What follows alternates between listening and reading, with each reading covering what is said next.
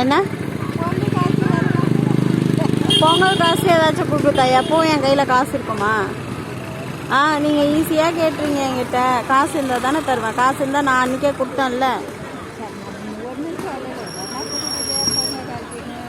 பொங்கல் காசுன்னு கொடுக்குறேன். காசு எதுவும் எடுத்துகிட்டு வரலண்ணா. சரியா?